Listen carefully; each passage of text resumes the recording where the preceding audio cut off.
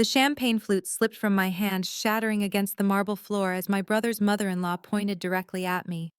"That's Seraphina Blackwood," she whispered to her husband loud enough for half the charity gala to hear. "The tech heiress." My brother Marcus went pale, his wife Madison stepping back in shock. For 3 years he had introduced me as his struggling artist sister to his elite in-laws, hiding my billion-dollar AI company inheritance. Tonight, everything unraveled. Call to action. Before we dive into this family betrayal that will leave you speechless, let me know in the comments where you're watching from. Hit that like button if you've ever felt hidden by your own family, and don't forget to subscribe because this story has twists that will make your jaw drop. Trust me, you need to hear what happens when family loyalty gets destroyed by greed and shame.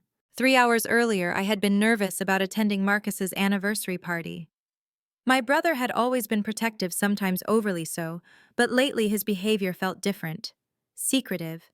When he insisted I dress down for the event, claiming his in-laws were traditional and might be uncomfortable with displays of wealth, I complied.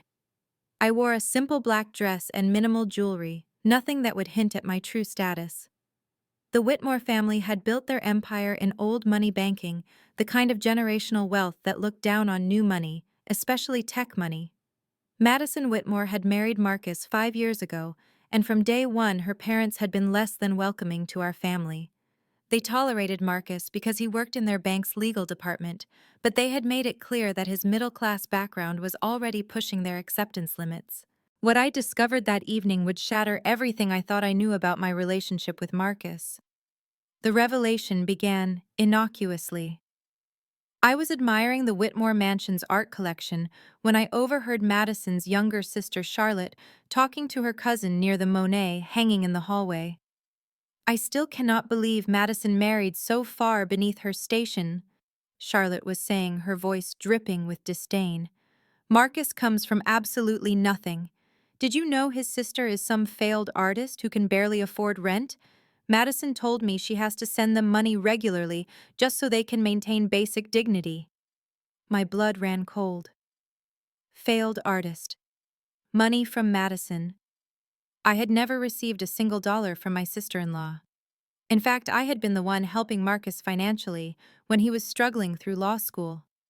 I had paid his student loans, helped him buy his first car, and even contributed to the down payment on their wedding venue. But according to Charlotte, I was the charity case.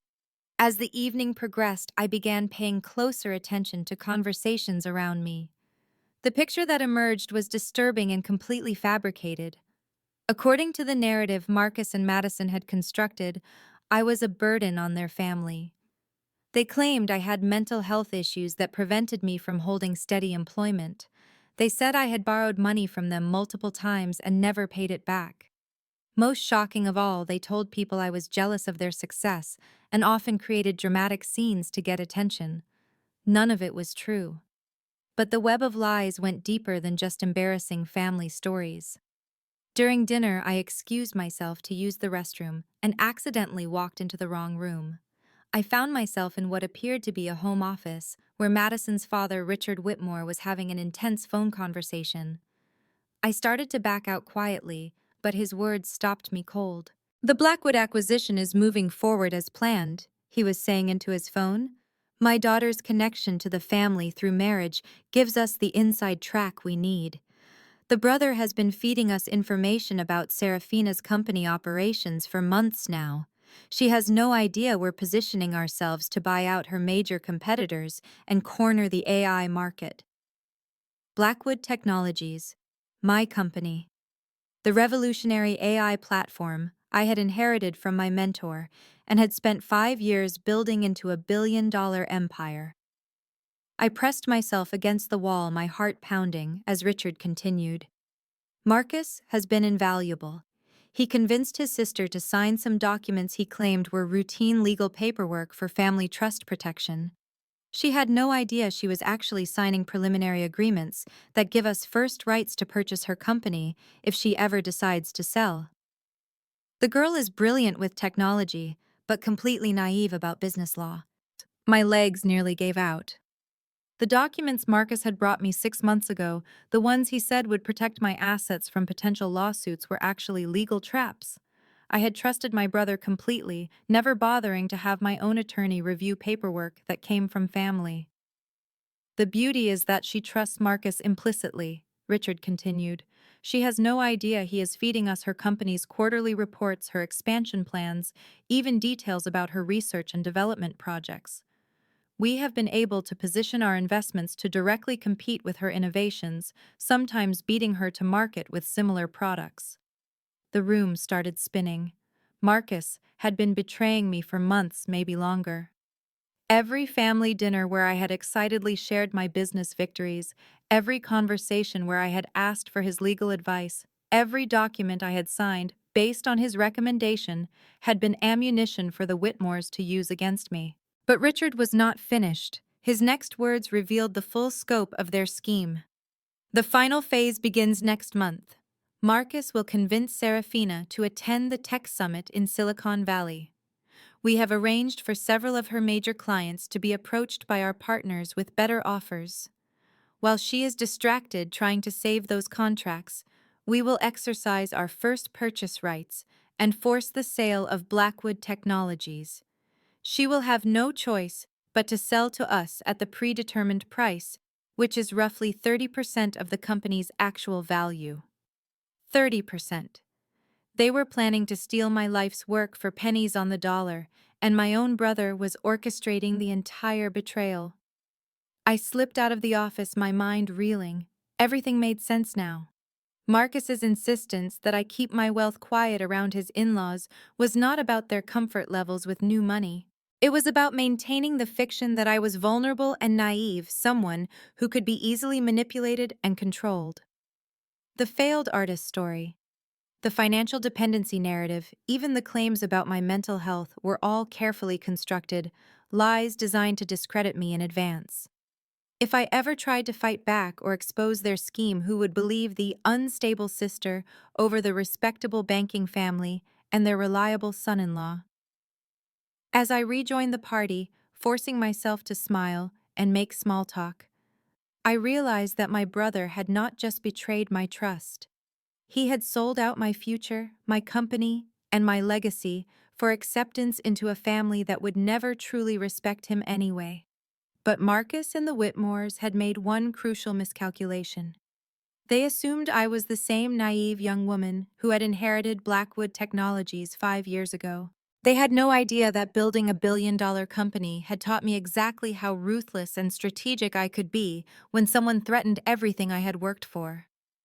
The game had changed, and they were about to learn that Seraphina Blackwood was nobody's victim. The moment Richard Whitmore's wife pointed me out to the room, I made a split-second decision that would change everything. Instead of running or trying to minimize the situation, I stepped forward and smiled graciously. "Mrs. Whitmore, what a pleasure to finally meet you properly," I said, extending my hand. "I am indeed Seraphina Blackwood of Blackwood Technologies. I apologize for the confusion earlier." The silence that followed was deafening. Marcus looked like he wanted to disappear into the floor while Madison stood frozen with her mouth slightly open. Richard Whitmore, who had been mid-conversation with a group of business associates, turned sharply at the mention of my company name. "I believe there has been some misunderstanding," Richard said, carefully approaching our group. "Marcus introduced you as his sister who works in arts and crafts." I laughed, a sound that came out more bitter than I intended. Arts and crafts.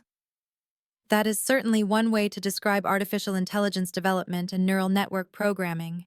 Though I suppose when you are worth $1.2 billion, people sometimes prefer to think of your work as a hobby rather than an industry-disrupting empire. The number hit the room like a physical blow. Conversation stopped. Heads turned. Madison's face went through several shades of red before settling on a sickly pale. Charlotte, who had been so vocal about my supposed poverty earlier, stepped forward with obvious confusion. "But Madison told us you were struggling financially. She said you borrowed money from them regularly and could barely afford basic necessities." This was my moment. I had spent the last hour listening to lies about my character, my stability, and my success. Now it was time for the truth to come out, all of it. "That is fascinating," I replied, pulling out my phone and opening my banking app. Perhaps Madison can explain why someone who supposedly borrows money from her brother has just authorized a $50 million donation to children's hospitals this quarter alone. I held up the screen, showing the recent transaction history that displayed numbers most people only dreamed of. Or maybe, I continued, turning to face Marcus directly. She can explain why her husband has been secretly photographing my quarterly earnings reports and sharing them with your family's investment firm. The accusation landed like a bomb. Richard Whitmore's face went completely white, while several guests leaned in closer to hear the developing drama. "That is a very serious allegation," Richard said, his voice tight with barely controlled panic. "It is also a very serious crime," I replied calmly. "Corporate espionage, breach of fiduciary duty, conspiracy to commit fraud. The documentation I discovered this evening suggests your family has been using insider information about my company to make strategic investments designed to undermine my market position." I reached into my purse and pulled out a small recording device, holding it up for everyone to see. "Including your phone conversation 20 minutes ago, where you detailed the entire scheme to force me to sell Blackwood Technologies at 30% of its actual value."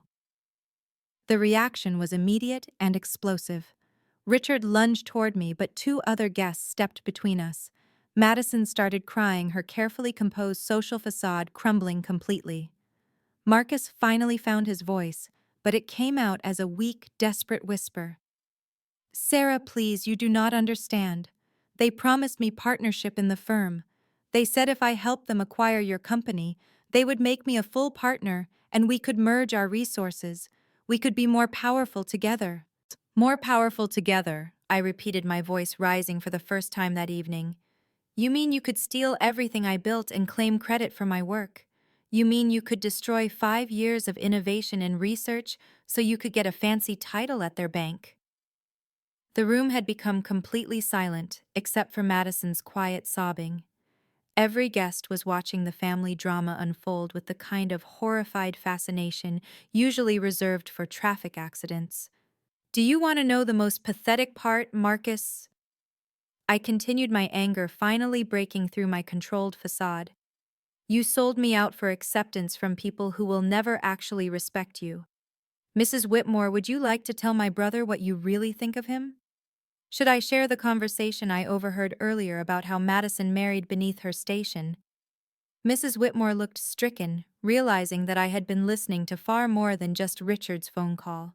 "Or perhaps Mr. Whitmore would like to explain to Marcus why the partnership he was promised was never real, why the documents he signed actually make him a junior employee with no equity stake and no decision-making power." Richard's expression confirmed everything. Marcus had been played just as thoroughly as I had, except he had been a willing participant in his own manipulation. "You destroyed our relationship for a lie, Marcus," I said, my voice breaking slightly, despite my efforts to stay composed. "You betrayed your own sister for people who see you as nothing more than a useful tool." The weight of his realization was visible on Marcus's face. He had sacrificed his family, his integrity, and his relationship with me for a fantasy that was never going to materialize. But I was not finished. The recording device in my hand contained enough evidence to destroy the Whitmore family's reputation and possibly land them in federal prison. However, I had learned something important about revenge during my years building Blackwood Technologies. The most effective justice is not always the most immediate. "Here is what is going to happen," I announced to the room, my voice steady and authoritative. "Richard, you and your family are going to issue a public apology acknowledging that you knowingly spread false information about my financial status and mental health. You are going to return all proprietary information you obtained through Marcus's betrayal, and you are going to compensate Blackwood Technologies for the market damage caused by your insider trading." "And if we refuse?" Richard asked, though his voice lacked conviction. I smiled, but it was not a pleasant expression. Then this recording, along with the detailed financial analysis, I had my team prepare showing exactly how your investment patterns correlate with information only Marcus could have provided, gets sent to the Securities and Exchange Commission first thing Monday morning. I imagine federal investigators will be very interested in the Whitmore family's recent trading activities. The threat hung in the air like smoke. Richard knew I had them completely cornered, and worse, I had done it in front of 24 witnesses from their own social circle. The party was over in more ways than one. The next morning brought a flurry of phone calls that would reshape everything. I woke up to 17 missed calls and 43 text messages, most from people who had witnessed the previous night's confrontation. But 3 messages stood out from the rest. The first was from Diana Ashworth, a federal prosecutor who had been at the party as a guest of the Whitmore's neighbors.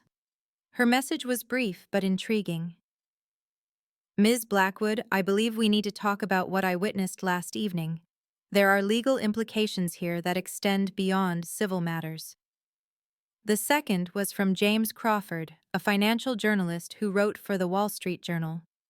He had apparently been covering the charity gala for a social piece, but had become very interested in the corporate espionage angle of my story. The third message came from an unexpected source, Madison's own sister, Charlotte. Despite her earlier comments about my supposed poverty, she was now reaching out with information that would prove crucial to my case. I decided to start with Charlotte curiosity, overcoming my initial reluctance to trust anyone connected to the Whitmore family. We met at a coffee shop in downtown Seattle, far from the elite social circles where the previous night's drama had unfolded. Charlotte arrived looking nervous and exhausted, a stark contrast to the confident socialite I had encountered at the party. She slid into the booth across from me and immediately began talking, as if she had been rehearsing her confession. I need you to know that I had no idea about the corporate espionage. She began, her words tumbling out rapidly. But I have been suspicious of Richard's business dealings for months. My trust fund comes from the family bank, so I pay attention to the financial reports. There have been some very questionable investment patterns lately. She pulled out a tablet and showed me spreadsheets she had compiled tracking her family's investment activities over the past year. The data was damning. Every major investment the Whitmore family had made corresponded directly to information that Marcus would have had access to through his relationship with me. More importantly, Charlotte continued, I have been recording Richard's phone calls for the past 6 months. My eyebrows shot up. You have been recording your own father. Stepfather, she corrected. And yes, I have been documenting his conversations because I suspected he was using family money for illegal activities. I never imagined it involved corporate espionage against my sister's sister-in-law, but I have hours of recorded evidence of him discussing insider trading schemes. She handed me a flash drive. Everything is on here. Phone calls, financial records, even email communications between Richard and Marcus. I was planning to turn it over to authorities anyway, but after last night, I realized you deserved to have this information first. I stared at the flash drive, hardly believing what I was holding. Why are you helping me? You barely know me, and I am sure this will destroy your family. Charlotte's expression hardened. My family destroyed itself. Richard has been manipulating everyone around him for years, including my mother and Madison. Last night, when I saw how they had been lying about you, how they had turned Marcus against his own sister, I realized that someone needed to stop him before he hurt more people. Our conversation was interrupted by my phone ringing. Diana Ashworth, the federal prosecutor, was calling back. Ms. Blackwood. Diana's voice was crisp and professional. I have been reviewing the federal statutes related to what I witnessed last evening. Based on the recording you mentioned and the scope of the alleged conspiracy, we are looking at potential charges, including securities fraud, wire fraud, conspiracy, and violations of the Computer Fraud and Abuse Act if they accessed any of your company's digital systems. What would you need to move forward with an investigation? I asked. Everything you have, plus any additional evidence you can gather. I also need to know if you are willing to cooperate fully with a federal investigation, including testifying before a grand jury if necessary. I looked across the table at Charlotte, who was nodding encouragingly. I have more evidence than you might expect, and yes, I am prepared to cooperate fully. After scheduling a meeting with Diana for the following day, I called James Crawford, the Wall Street Journal reporter. His interest in the story went beyond simple financial journalism. Ms. Blackwood, what happened at that party last night represents a pattern I have been investigating for months, James explained when we met later that afternoon. The Whitmore family bank has been involved in several questionable deals lately. Your case might be the key to exposing a much larger conspiracy involving multiple tech companies and several prominent families. He showed me research he had compiled on similar cases where established financial families had used marriage connections and family relationships to gather insider information about emerging tech companies. The pattern was disturbing and apparently widespread. I want to break this story, but I also want to make sure justice is served, James continued. If you are willing to go on record with your experiences, I can coordinate the article release with federal law enforcement to maximize the impact.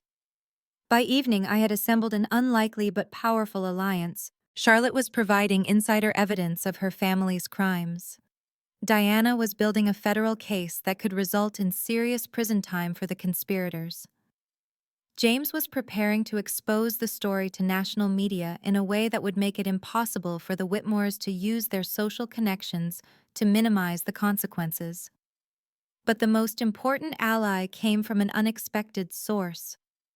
Dr. Rebecca Torres, the former CEO of a tech startup that had been destroyed by suspicious circumstances 2 years earlier, reached out to me after hearing about the party confrontation through mutual connections in the tech industry. The same thing happened to my company, she told me during our video call. A strategic marriage insider information gathering coordinated market manipulation designed to force a sale at below market value. I lost everything because I did not have proof of what they were doing. Rebecca had spent the past 2 years quietly investigating similar schemes, documenting patterns of behavior across multiple cases. She had identified at least 7 other tech companies that had been targeted using variations of the same strategy the Whitmores had attempted to use against me. The difference is that you caught them in the act, she explained. You have evidence, witnesses, and recordings. This could be the case that finally brings down an entire network of financial predators who have been targeting innovative companies for years. Rebecca offered to serve as an expert witness who could testify about the broader pattern of criminal behavior.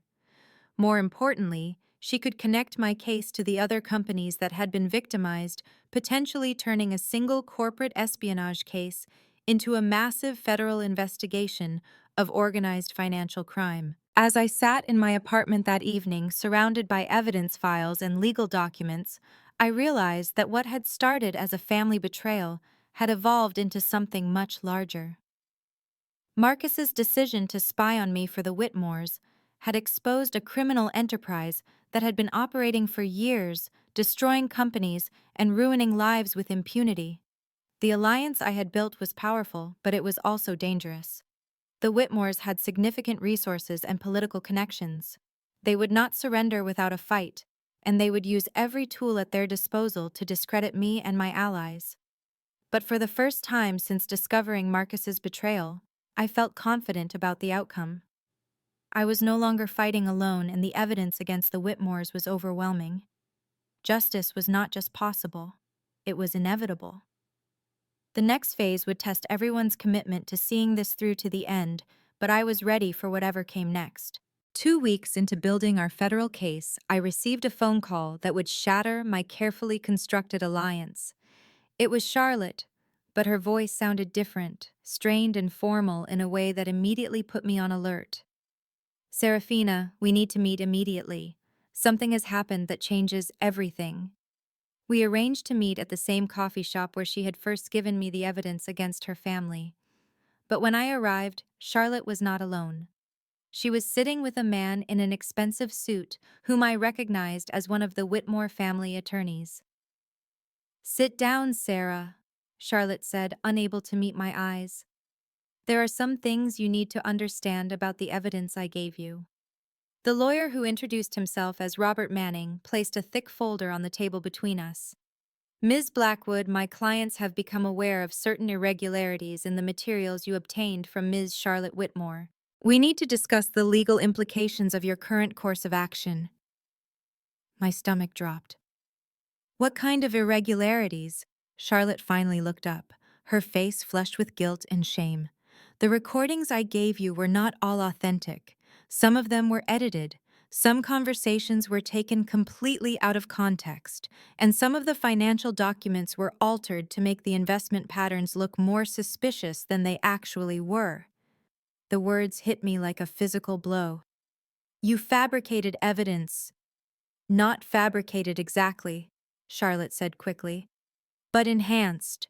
Richard did engage in some questionable trading practices, but not to the extent that the documents I gave you suggest. The recordings were real conversations, but I spliced together different parts to create more damaging admissions. Robert Manning opened the folder and spread out papers that showed detailed forensic analysis of the evidence Charlotte had provided. Audio spectrograms proved that the recordings had been edited. Financial documents contained alterations that were visible under digital analysis. Even the timeline of events had been manipulated to make the conspiracy appear more coordinated than it actually was. Why? I asked, my voice barely above a whisper. Why would you sabotage your own family and then sabotage me? Charlotte's composure finally cracked completely. Because Richard promised me control of my trust fund if I helped discredit you. He knew that authentic evidence alone would not be enough to destroy your case, so he convinced me to enhance the documentation to ensure you would be thoroughly humiliated when the truth came out. The betrayal was breathtaking in its completeness. Charlotte had never been helping me. She had been setting me up for an even more devastating fall. By providing fabricated evidence, she had given the Whitmores the perfect defense against the legitimate accusations I could prove. The federal prosecutor who has been working with you will discover the evidence tampering during her investigation, Robert Manning continued. When she does, your credibility will be completely destroyed. Any authentic evidence you possess will be dismissed as potentially fabricated. Worse, you could face charges for conspiracy to submit false evidence to federal authorities.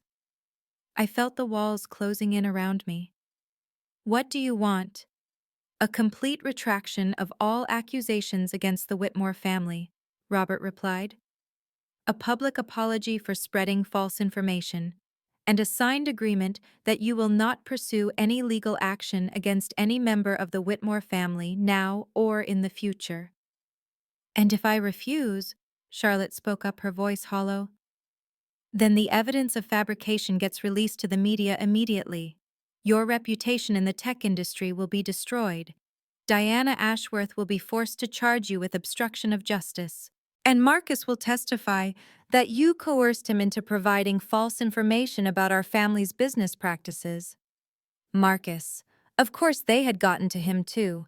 My brother was probably sitting in another coffee shop somewhere being coached by another attorney on how to portray me as an unstable sister who had fabricated an elaborate revenge fantasy. The scope of the trap was becoming clear. The Whitmores had anticipated my every move, neutralized every ally, and turned my own evidence gathering into a weapon against me. They had played a much longer game than I had realized, and they were better at it than I had imagined possible. But as I sat there processing the magnitude of Charlotte's betrayal, I realized something important. The fabricated evidence she had given me was not the only evidence I possessed. The recording I had made of Richard's phone conversation was still authentic. The documents Marcus had tricked me into signing were still real. The financial analysis showing correlation between their investments and my business activities was still accurate. Charlotte and Robert Manning were operating under the assumption that I had become completely dependent on the fabricated evidence. They thought the threat of exposure would force me to surrender entirely, but they had miscalculated my resources and my determination. I need time to consider your offer, I said, standing up from the table. You have 24 hours, Robert replied. After that, we move forward with exposing the fabricated evidence regardless of your decision. As I walked back to my car, My phone rang. It was Diana Ashworth, and her timing could not have been more critical. Seraphina, I need to see you immediately. We have discovered some problems with portions of the evidence package you provided. I need to understand how these materials were obtained and whether you were aware of any irregularities. She already knew. The federal investigation had uncovered Charlotte's evidence tampering, just as the Whitmores had predicted. In less than 24 hours, I would be facing potential federal charges while the real criminals walked away with a perfectly constructed defense. But there was one thing Charlotte and her family had not anticipated. I had been recording our conversation in the coffee shop. Every word of Charlotte's confession about fabricating evidence was now documented. Her admission that Richard had orchestrated the entire setup, her revelation about the promised trust fund control, even Robert Manning's threats about federal charges, all of it was captured on my phone. The Whitmores thought they had checkmated me, but they had actually provided me with evidence of an even more serious crime conspiracy to obstruct justice and suborn perjury. Charlotte's confession proved that Richard Whitmore had not just engaged in corporate espionage, he had actively conspired to frame me for federal crimes. As I drove home, I realized that this betrayal, as devastating as it was personally, had actually strengthened my position. The authentic evidence I possessed was still valid. The fabricated materials could now be explained as part of Richard's conspiracy to discredit me. And I had witnesses to Charlotte's confession who could corroborate the real story. The game was not over. In fact, it was just getting started. The next morning, I walked into Diana Ashworth's office with a new recording and a completely different strategy. Instead of trying to defend the fabricated evidence, I was going to use Charlotte's confession to expose an even larger conspiracy. Ms. Ashworth, I began placing my phone on her desk. Before we discuss the irregularities you discovered, I need you to hear what happened when I confronted the source of that evidence yesterday. I played Charlotte's recorded confession, watching Diana's expression change from skepticism to amazement to barely controlled fury. When the recording finished, she leaned back in her chair and shook her head. They set you up to frame you for evidence tampering, she said slowly. Richard Whitmore orchestrated this entire scheme, knowing that we would discover the fabrications during our investigation. He was planning to destroy your credibility and potentially have you charged with federal crimes, which means the authentic evidence I provided is even more valuable now, I replied. My original recording of Richard's phone conversation. The legitimate financial correlations, the real documents Marcus had me sign. None of that has been compromised. Diana nodded, already thinking through the legal implications. And now we have evidence of conspiracy to obstruct justice, suborning perjury, and tampering with a federal investigation. Charlotte Whitmore just confessed to multiple federal felonies. There is more, I continued. I believe there are other victims who can provide additional authentic evidence. The fabricated materials were designed to discredit all accusations against the Whitmore family, including legitimate ones from other sources. That afternoon, Diana and I met with Dr. Rebecca Torres, whose tech company had been destroyed 2 years earlier. Rebecca had been hesitant to come forward initially because she lacked concrete proof of the Whitmore family's involvement, but Charlotte's confession had given her new confidence in the investigation's credibility. I have been investigating this quietly for 2 years, Rebecca explained, spreading documents across Diana's conference table.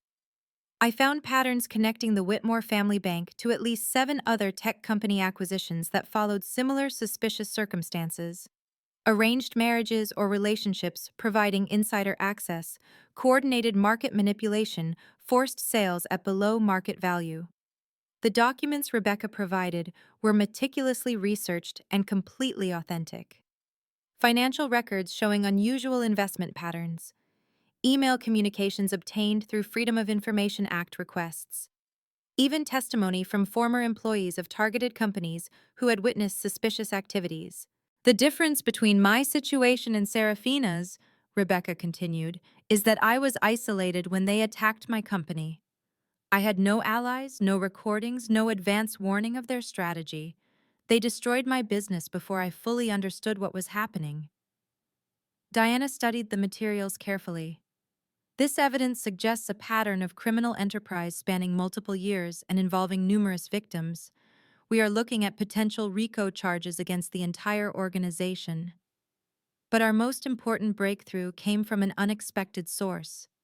James Crawford, the Wall Street Journal reporter, had been conducting his own investigation parallel to the federal case. His journalistic resources had uncovered information that law enforcement could not access through traditional channels. I have been tracking the Whitmore family's activities through social media, public records, and industry connections, James explained during our meeting. I found something that changes everything. He showed us photographs and social media posts documenting similar schemes targeting tech companies across the country. The Whitmores were not operating alone. They were part of a network of established financial families who shared information and coordinated attacks on emerging technology companies. Look at this, James said, pointing to a photograph from a private social gathering. Richard Whitmore, 3 other bank executives, and 2 venture capital partners. This was taken 6 months before each of their children coincidentally met and began relationships with founders or key employees of major tech startups. The photograph was damning evidence of premeditation and coordination.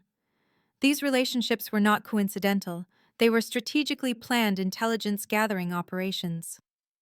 I also found financial connections, James continued. Shell companies linking all 6 families, shared investment vehicles, even coordinated media campaigns designed to discredit specific tech company founders when their schemes were discovered. Diana realized immediately that we were looking at something much larger than a single corporate espionage case. This is organized crime masquerading as legitimate business activity. We need to contact the FBI's white-collar crime division immediately. The scope of evidence was becoming overwhelming, but we needed one more element to ensure the case was bulletproof: insider testimony from someone within the criminal organization who could explain how the schemes operated from the inside. That person turned out to be Madison. Marcus's wife contacted me through an intermediary requesting a private meeting. She had apparently learned about Charlotte's betrayal and realized that she was being positioned as the next scapegoat in her family's increasingly desperate attempts to avoid prosecution. They are planning to claim that Marcus and I acted independently, Madison explained when we met at a secure location arranged by Diana. Richard is going to testify that he had no knowledge of Marcus's activities and that any suspicious investment patterns were coincidental. Why are you telling me this? I asked. Madison's composure cracked. Because I am tired of being their puppet. They manipulated me into marrying Marcus specifically because they knew he had a sister in the tech industry. They groomed me for years to be the perfect intelligence asset. I never wanted to be part of this. She provided detailed information about how the schemes operated, how targets were identified, how relationships were arranged and maintained, how information was gathered and transmitted, and how market manipulation was coordinated across multiple families and institutions. There are documents, Madison continued.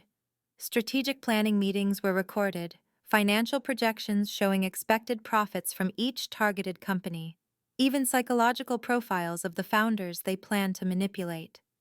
The evidence Madison provided was devastating and completely authentic.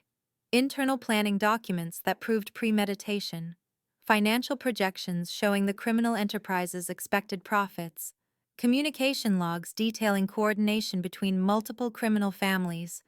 But most importantly, Madison could testify about Richard Whitmore's direct involvement in planning and executing the conspiracy against me. Her insider knowledge would make it impossible for him to claim ignorance or deny responsibility. As we compiled all the evidence, my original recordings, Rebecca's research, James's investigative findings, and Madison's insider testimony, the scope of the criminal enterprise became clear. This was not just corporate espionage. It was a coordinated attack on American innovation by established financial interests who saw emerging technology companies as threats to their traditional power structures. Diana filed federal charges against Richard Whitmore, Charlotte Whitmore, and 4 other conspirators connected to different targeted companies. The FBI opened a full investigation into what they designated as a criminal organization engaging in racketeering activities. But the most satisfying moment came when Marcus was offered immunity in exchange for his testimony against Richard. My brother, who had betrayed me for acceptance into a family that ultimately planned to destroy him anyway, finally realized that his only path to redemption was telling the truth about everything he had done. The trap the Whitmores had set for me had become a trap for themselves, and justice was finally within reach. 6 months later, I stood in a federal courthouse watching Richard Whitmore being led away in handcuffs after his sentencing. 25 years in federal prison for conspiracy racketeering, securities fraud, and obstruction of justice. The judge had been particularly harsh, noting that the defendant had betrayed the fundamental principles of free market innovation and family loyalty in pursuit of personal enrichment. Charlotte received 15 years for her role in the evidence tampering scheme. The judge specifically mentioned her betrayal of trust in manipulating someone she claimed to be helping as an aggravating factor in her sentencing. Madison received probation and community service in exchange for her cooperation, but she had lost everything else. The Whitmore family assets were frozen and eventually liquidated to pay restitution to the 7 tech companies that had been victimized by their schemes. Marcus's situation was more complicated. His cooperation with federal authorities had earned him immunity from prosecution, but it could not repair our relationship overnight.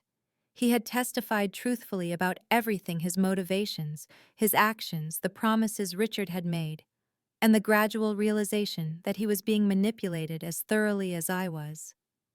"I thought I was protecting our family's future," he told me during one of our carefully supervised conversations. "I convinced myself that merging your company with their resources would benefit everyone. I never imagined they were planning to steal everything and leave us both with nothing." The hardest part was accepting that Marcus's betrayal had come from weakness rather than malice. He had been desperate for acceptance and security, and the Whitmores had exploited those vulnerabilities expertly. But understanding his motivations did not automatically restore trust, Dr. Ta. Rebecca Torres became more than an ally. She became a mentor and friend who helped me process the emotional aftermath of family betrayal. Her own experience with similar schemes gave her unique insight into the psychological manipulation tactics these criminal families employed. "The worst part is not the financial damage," Rebecca explained during one of our regular conversations. "It is the way they make you question your own judgment. They convince you that your natural trust in family and friends is a weakness rather than a strength." Rebecca and I decided to establish a foundation dedicated to supporting tech entrepreneurs who had been victimized by sophisticated financial schemes. The Whitmore case had revealed that such attacks were more common than anyone realized, but victims rarely had the resources to fight back effectively. James Crawford's articles about the case won a Pulitzer Prize for investigative journalism and sparked congressional hearings about regulatory gaps that allowed such schemes to operate. His ongoing relationship with our foundation ensured that future cases would receive immediate media attention, making it much harder for criminal families to operate in secrecy. Diana Ashworth became a close friend whose legal expertise proved invaluable in establishing the foundation's structure and mission. She helped us create legal frameworks that would make it easier for future victims to gather evidence and pursue justice against financially powerful adversaries. But the most unexpected relationship that emerged from this ordeal was with my employees at Blackwood Technologies. When the story became public, I worried that the scandal would damage the company's reputation and make it difficult to maintain client relationships. Instead, the opposite happened. My team rallied around the company with fierce loyalty, working extra hours to ensure that our business operations remained stable throughout the legal proceedings. They saw the attack on me as an attack on everything we had built together, and they were determined to prove that our innovations could not be stopped by criminal conspiracies. "You taught us that technology should serve humanity's best interests," my lead engineer told me during a company meeting. "The way you fought back against these criminals proved that our work has real value worth protecting." Blackwood Technologies not only survived the scandal, but emerged stronger. The publicity from the case attracted new clients who wanted to work with a company that had proven its integrity under extreme pressure. Our revenue increased by 40% in the year following Richard's conviction. The personal growth that came from surviving this betrayal was profound. I learned to distinguish between appropriate trust and naive vulnerability. I developed systems for verifying important information independently, even when it came from family sources.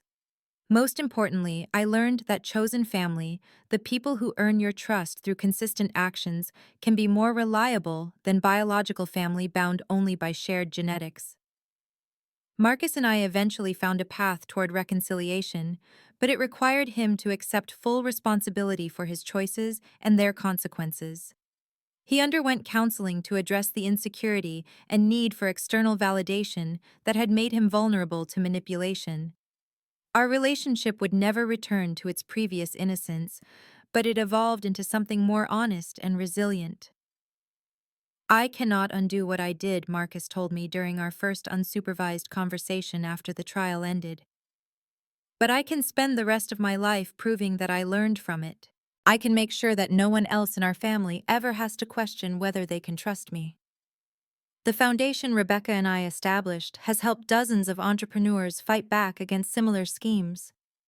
We provide legal resources, investigative support, and financial assistance to victims who might otherwise be forced to surrender to better-funded adversaries. More importantly, we have created a network of survivors who support each other through the emotional challenges of betrayal and recovery. The shared experience of being targeted by sophisticated criminals creates bonds that transcend traditional business relationships. As I reflect on everything that happened, I realize that the Whitmore family's attack on me ultimately backfired in ways they never could have anticipated. Their attempt to destroy my company and my reputation instead exposed their own criminal enterprise and led to justice for multiple victims. Their effort to isolate me from potential allies actually helped me build a stronger network of relationships based on shared values rather than family obligation.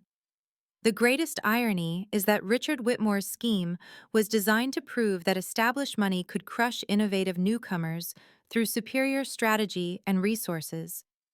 Instead, it demonstrated that integrity, persistence, and authentic relationships ultimately triumph over manipulation and criminal conspiracy. Today, Blackwood Technologies continues to push the boundaries of artificial intelligence development. Our foundation helps protect other entrepreneurs from financial predators.